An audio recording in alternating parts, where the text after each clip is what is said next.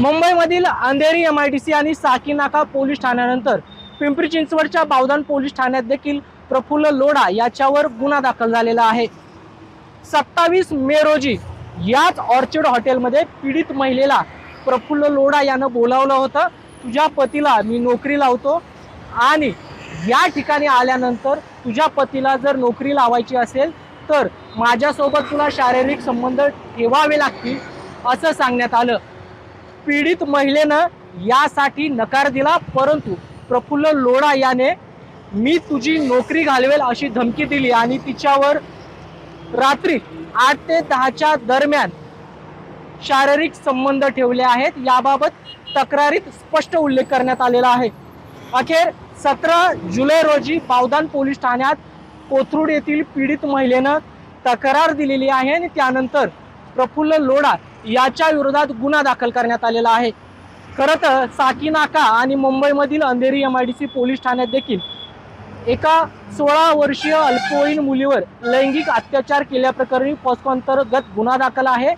त्या पीडित तरुणीचे अश्लील फोटो देखील काढल्याचं तक्रारीत म्हटलेलं आहे आणि त्याचबरोबर तिला डांबून ठेवल्याचा देखील उल्लेख करण्यात आलेला आहे। तसेच साकीनाका पोलीस ठाण्यात पॉस्को आणि इतर कलमांतर्गत गुन्हा दाखल झालेला आहे। सध्या हा जो प्रफुल्ल लोढा आहे तो साकीनाका पोलीस ठाण्यात असून त्याला अटक करण्यात आलेली आहे, परंतु आता बावधन पोलीस ठाण्यात देखील बलात्कार बळजबरी शारीरिक संबंध ठेवल्याप्रकरणी गुन्हा दाखल करण्यात आलेला आहे। त्यामुळे आता बावधन पोलीस देखील त्याचा ताबा घेऊ शकतात, तशी माहिती वरिष्ठ पोलीस निरीक्षक विभूते यांनी दिलेली आहे आणि साकीनाका पोलीस ठाण्यानंतर त्याची रवानगी बावधन पोलीस ठाण्यात होऊ शकते।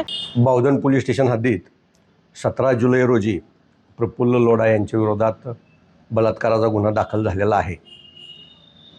सदर गुन्ह्यात तपास चालू आहे।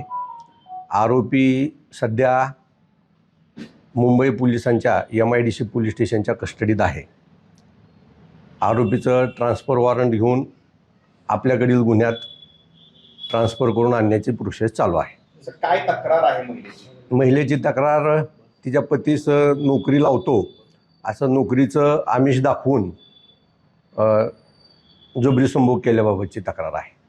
सर, तो नेमकं काय काय तिला धमकी देत होता? कारण नोकरीच्या संदर्भात फक्त पतीसाठी बोलत होता की तिच्या पतीची नोकरी आणि जबरी संभोगाला साथ नाही दिली तर तिची स्वतःची ती एकटीच कमवते आहे, तिची स्वतःची नोकरी घालवण्याची त्याला धमकी दिलेली आहे। घटनास्थळ आपल्या हद्दीमध्ये आहे, त्याची आपण पाहणी केली? होय, घटनास्थळाची पाहणी केलेली आहे। आपल्याकडची जी घटना आहे ही 27 मे 2025 रोजीची आहे। जुनी तक्रार आहे। आपण आपल्याकडे तक्रारदार गुन्हा दाखल करण्यासाठी आल्यानंतर तात्काळ गुन्हा दाखल करून घेतलेला आहे आणि त्याचा पुढील तपास चालू आहे।